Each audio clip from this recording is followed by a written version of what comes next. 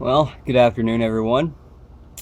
I've woken up to find that our media server has been off all morning and is not responding to the power button being pressed. Got no power, no post at all. So I thought I'd show you guys how I go about troubleshooting a situation like this. You know, it's your standard help my computer won't turn on, no it won't do anything kind of situation. So this is a Media Center PC case. You notice it probably looks a little bit different than yours, but for all intents and purposes, this is the same thing that you have. It just has some extra buttons and a screen on the front. So we're going to go over the components inside a computer that will cause it to not turn on at all. First off, the hard drive. Now you have to disregard the fact that it's filthy. I haven't had time lately to go through my normal cleaning rituals. But the hard drive is one of the things that could possibly cause a computer to not turn on properly. One thing I'll do to check to see if that's the situation is I will simply unplug the power from the hard drive and then try the power button. Nothing. Alright, so most likely it's not going to be the hard drive, so we can just go ahead and plug that right on back in there. The next thing that could cause a computer to not boot properly could be other power connections, such as a video card. So we're going to unplug that and try it. Nope, doesn't appear to be the video card either. So we'll plug that right back in there. Another good cause for a no power situation would be this cable right here. This is the power lead that actually powers the motherboard specifically. So what we'll do is we'll reseat that cable to make sure that it's got a good connection. There's a little clip on the other end that you got to press down while you kind of wiggle a little bit. Alright, it's unsocketed. You can see kind of what that looks like down there. So now we're just going to socket it back in there.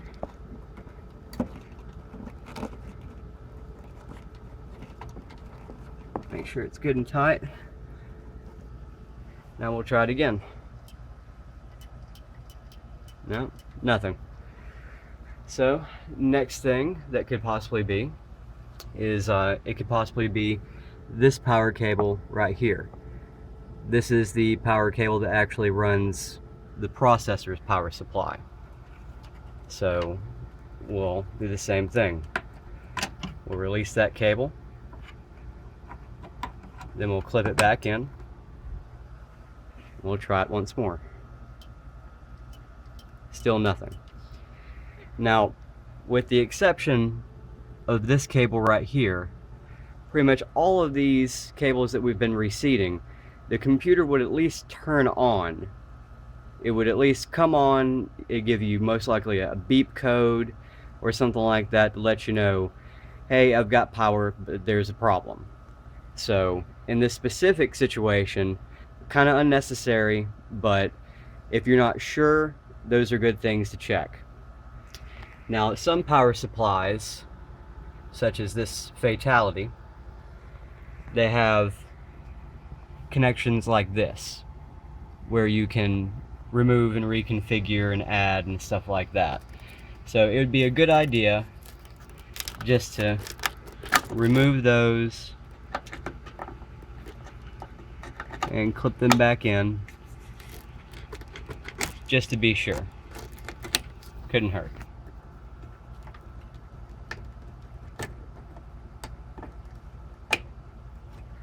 And still nothing. So the next thing we want to do is if you had power, I'm not going to do it in this situation because it's a pretty big hassle and it's not necessary, but if you were getting power and it just wasn't actually posting, meaning you don't see like your Dell logo or that Asus logo when you first turn it on right before the Windows logo, you could try reseating your sticks of memory. Memory is a pretty big fault that could cause a computer to not post properly. You'll notice it has these clips. You just push these down and it will kind of eject the memory a little bit, and once you do that, you can pull it out and just socket it right back down in there, and when you press it down, those clips clip back into place like that. Video cards, you could remove or reseat them. Most modern video cards have this little tab right here that you have to pull out of the way because it locks the card in place. If you have any like FireWire cards or video capture cards or network cards or anything like that, this would be a good time to reseat those as well. As far as the processor goes, unless you're going to be replacing it, I would not recommend reseating anything with it because it has a thermal paste between it and its heatsink that you don't really want to disturb unless you just absolutely have to.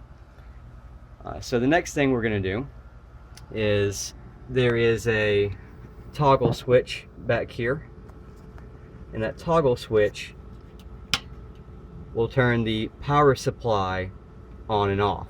So it was on and that's off. We're going to turn it off for a second, then we'll press the power button in and release it, and then we'll turn it back on, and then we'll try it again.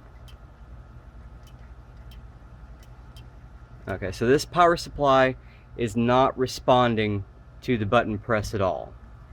At this point, what I would want to do is on your motherboard, you will have all these little cables connected to this little bay of pins here, and this is basically your control panel for your computer.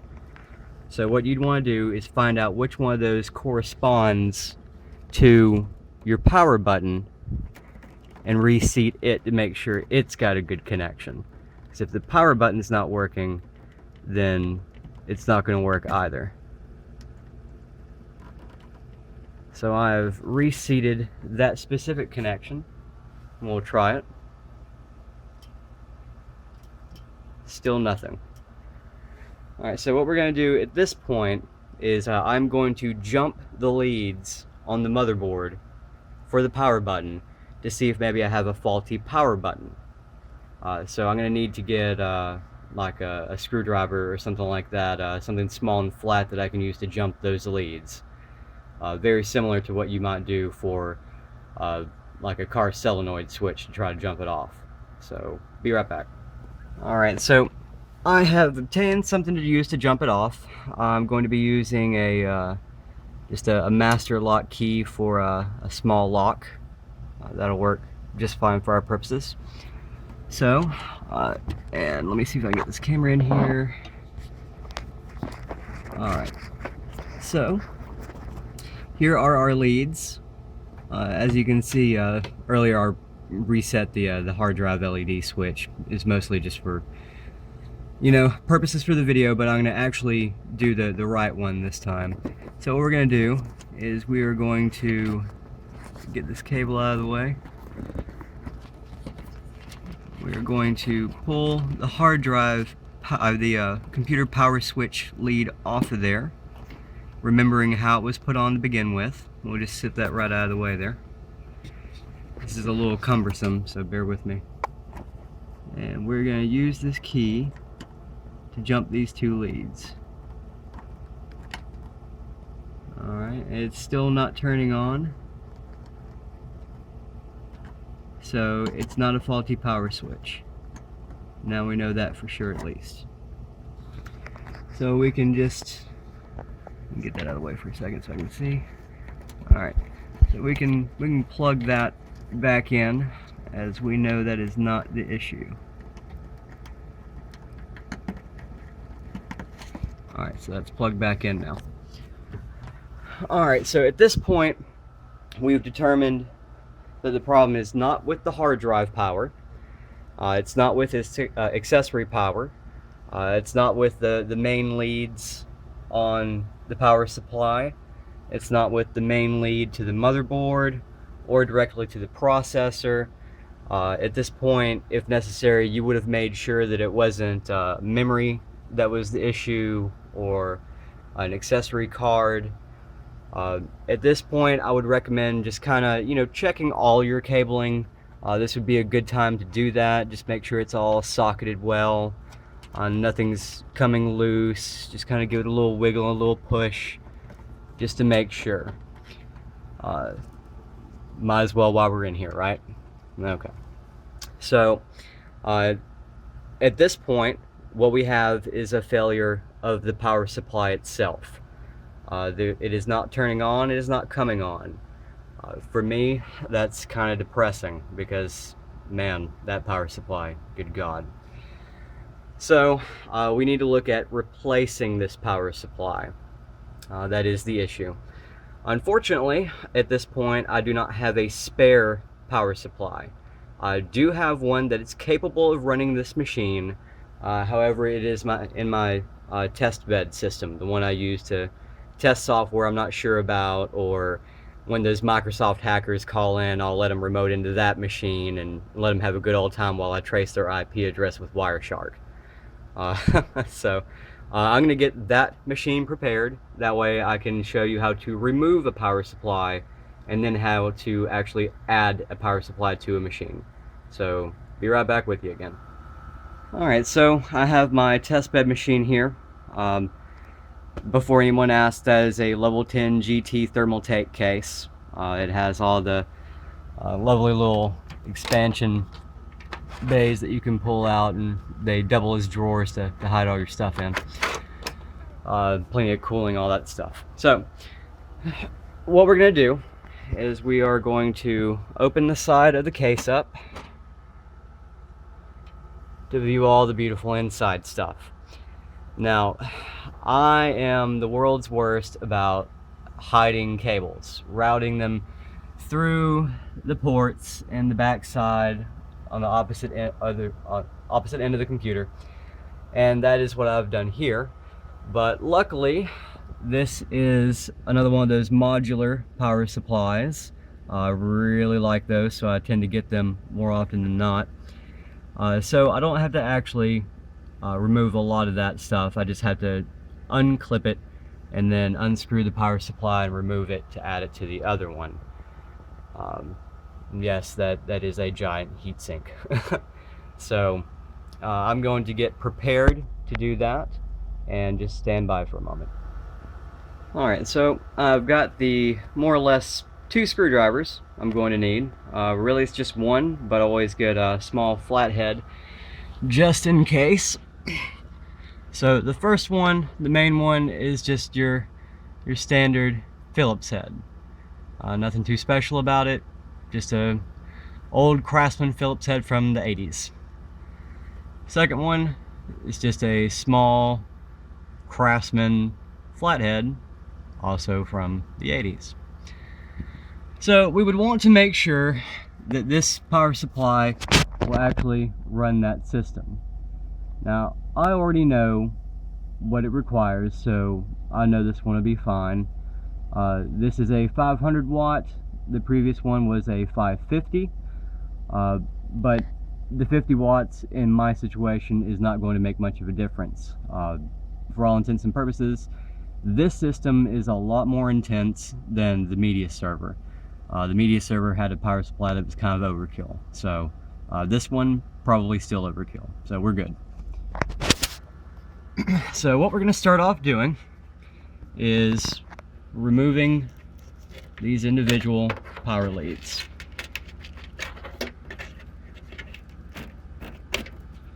Alright, unfortunately the ATX lead and the processor lead are run back behind all of this stuff, and it's going to be a little bit cumbersome because you can't even really see the processor power lead back there underneath this gigantic friggin' heatsink and fan. So we'll go ahead and start by removing ATX plus 4 and see if we can get that routed back behind there without having to take the back of the panel off. So I just push it down there, and then I kind of pull on it from this end gently, you know, that way in case it gets hung on something you don't just rip something out. That'd be bad. So we've made it to the exit, and it's sort of hung. There it is. All right, got that one. All right, so part of the battle is over. Just move that little guy right there out of the way. It's not necessary right now, so poke him in there. All right, so now the hard part. Can't see it anywhere, so in my situation I'm gonna have to reach back there and just kind of feel for it, because I know what I'm feeling for. But in your situation, you won't have this god-awfully big heat sink and fan, so you'll be able to see it similarly to the other one. So I'm just gonna reach back here. There it is. I feel it, and there's the clip, and it's unplugged. So similarly to the other one, I'm just going to feed it back through this porthole. All right, and I'm going to pull it out like so. All right, you can see that it's kind of caught right there, so just that.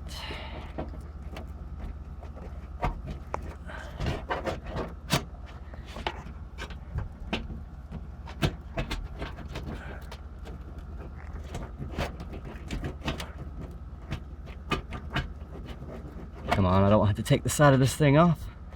All right, awesome. All right, so move out of the way there, video card power. All right, so here's our two main cables. We've loosened them from the machine.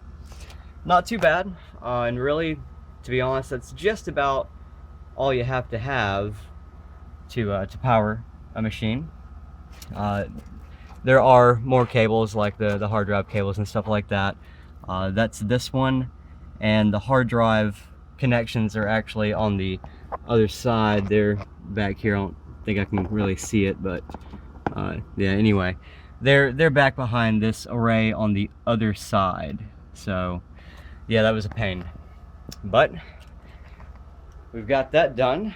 So now we can remove the power supply retaining screws, retention screws, or however you like to say it. So there will be 4, usually. One right here, one right here, one right here, and one right here. In my case, I only have the one because, like I said, this is a test system, and I do test hardware and stuff sometimes, which is one of the reasons why it's so neat in there. It makes it easier to put in and remove components on the fly. So I'm just going to remove that one screw, making sure not to lose it. That is what the screw looks like. Focus. There we go. That's what the screw looks like. Nothing special. So I like to put them just right there on the top of the case. That way I know where they are at. So now we can just push it forward. Don't look at my dirty living room. Alright, so now that it's forward, you'll notice that there is this little rail right here, and a lot of newer computers will have this little rail. Some of them will not let you pick it all the way up. So you have to slide the drive forward as far as it'll go, and then you can lift it up and it kind of pops out.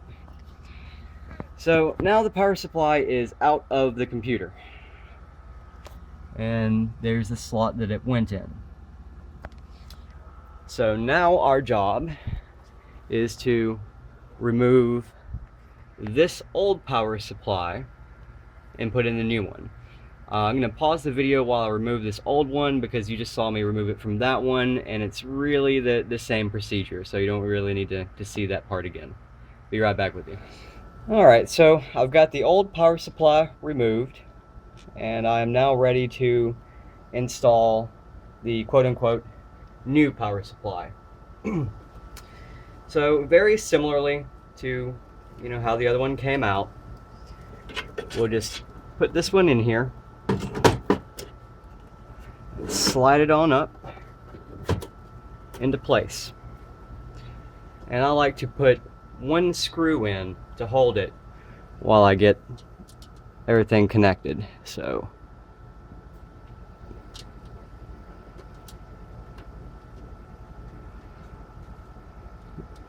come on, screw, cooperate. There we go.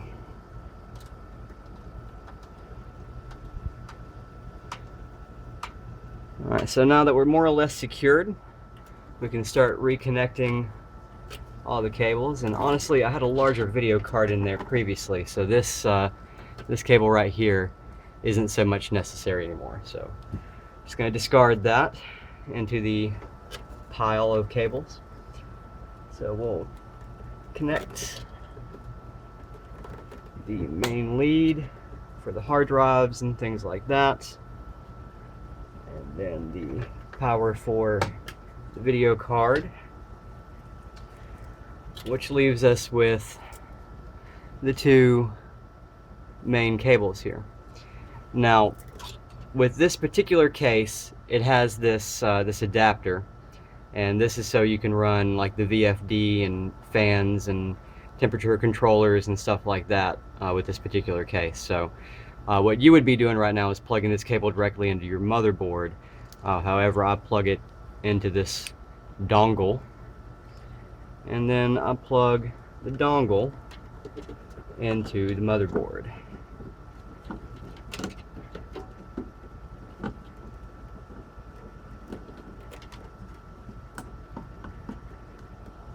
It's seated nice and well there. We'll just kind of tuck this little guy out of the way here. Alright, so now we have the processor power. Now notice this one has two ends. This is for lower end processors, the one with the 4, and the one with the 8 has is for higher end processors. So we will just plug that into its appropriate spot. That is almost always right beside the processor. Hard to miss it. And we will reconnect power to the power supply.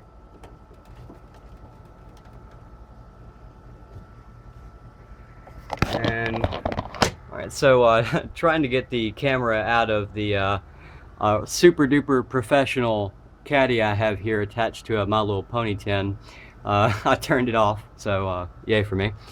But anyway, we have the new power supply connected. All the leads are properly connected now, and the vacuum fluorescent display on the front has now powered on. So I believe we should be good to go. We will hit the power button. Oh, we've got life. Something's happening.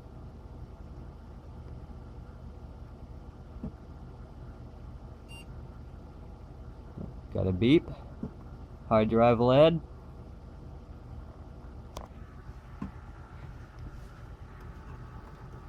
Get that out of the way. Always check your cabling when you're done. Make sure everything is secure, because as you just saw, that processor fan was not spinning because I had that cable on it. Or you may not have seen, since I had the camera turned the wrong way. But anyway, that wasn't spinning, and that would be bad juju. So make sure you check your cables. We got power supply cooling fan spinning. Those fans are disconnected because they were crap. I just put them in there because I thought they would be helpful, and they were less than such. So everything looks to be the way it should be.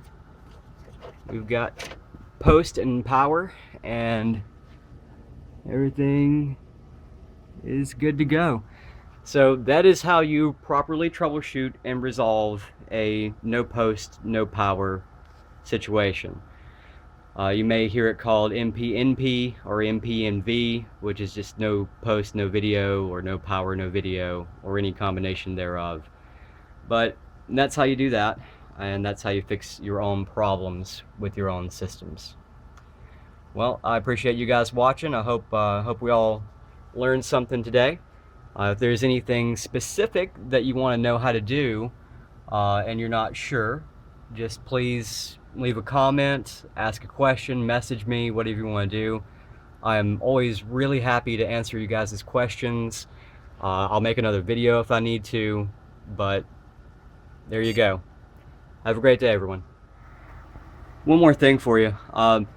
A lot of the more quote-unquote professional grade operating systems like Windows 2000, Windows 7, stuff like that, they will actually disable portions of the USB root hub when you restart after a catastrophic power failure. So if things aren't working correctly, like your mouse not working, keyboard not working, things like that, maybe Windows won't completely come up, what you'll need to do is disconnect or turn those devices off and then restart the machine. That's what happened to me in this case. It was the 8 hard drive array I have for our media server here, and once Windows was up and ready, you can now turn your devices, your hard drive arrays, things like that, or actually worse about it than other things. But once you get back to Windows, you can turn those devices back on and everything should work as normal. Everything should work. There we go. Okay.